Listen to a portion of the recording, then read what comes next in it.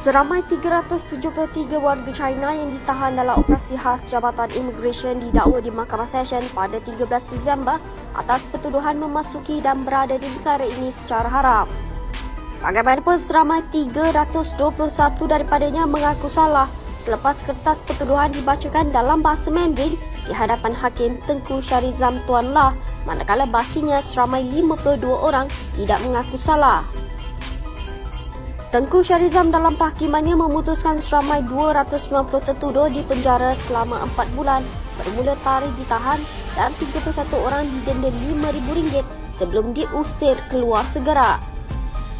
Mengikut kertas pertuduhan, semua suspek warga China berusia 23 hingga 38 tahun itu didakwa melakukan kesalahan dengan memasuki dan berada di negara ini tanpa pas yang sah.